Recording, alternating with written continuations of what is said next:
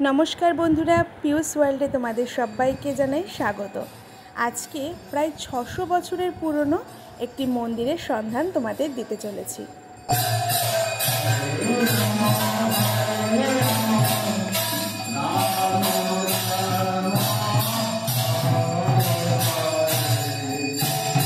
এই মন্দিরটিতে যেতে হলে তোমাদেরকে নামতে হবে হবিবপুর স্টেশনে। শিয়ালদা থেকে যে কোনো শান্তিপুর লোকাল ধরে তোমরা চলে আসতে পারবে হবিবপুর স্টেশন। এখান থেকে টোটোয় করে তোমাদেরকে বলতে হবে হবিবপুর ইস্কনে যাব। ইস্কন থেকে মাত্র 15 মিনিটের দূরত্ব এই মদন গোপালের মন্দির। মন্দিরটির নাম হবিবপুর শ্রীরামকৃষ্ণ আশ্রম। এখানে রাধাকৃষ্ণের মূর্তির সাথে সাথে রয়েছে সারদা মা, রামকৃষ্ণ এবং স্বামী বিবেকানন্দের মূর্তি। এই গর্ভগৃহের পাশেই রয়েছে কষ্টি পাথর নির্মিত ভগবান বিষ্ণুর মূর্তি।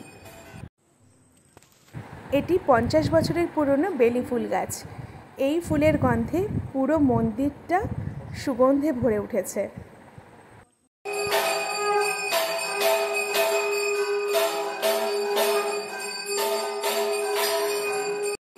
এখানে রয়েছে জগন্নাথ, বলরাম, সুভদ্রার মূর্তি।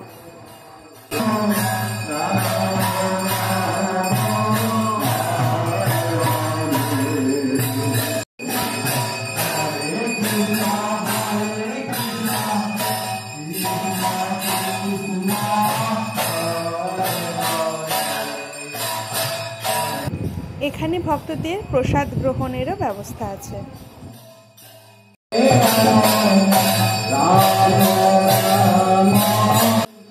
আমরা যখন মন্দিরটায় গেছিলাম তখন মন্দিরে সন্ধ্যা আরতি চলছিল।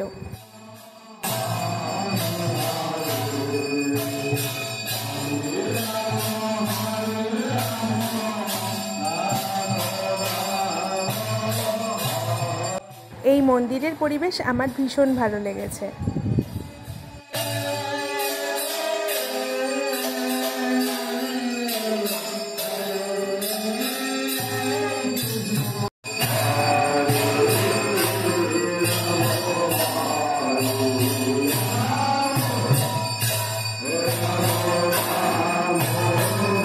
মন্দিরের নিচে এরকম একটি গ্রন্থাগার আছে। এখান থেকে তোমরা ভগবানের পুস্তক সংগ্রহ করে নিতে পারো। মন্দিরের ঠিক বিপরীতে রয়েছে গেস্ট হাউস। এখানে তোমরা এসে থাকতেও পারো। এই যে মন্দিরটি এখন দেখাচ্ছি এটি হচ্ছে নবনির্মিত মন্দির। ঠিক সামনেই রয়েছে 600 বছরের পুরনো আসল মন্দির। কিন্তু এই মন্দিরের মধ্যে রাধাকৃষ্ণের শুধু একটি ফটো ফ্রেমই আছে। মূর্তি নবমন্দিরে স্থাপিত করা হয়েছে। ভিডিওটি ভালো লাগলে অবশ্যই সাবস্ক্রাইব করে আমাকে আশীর্বাদ করবেন।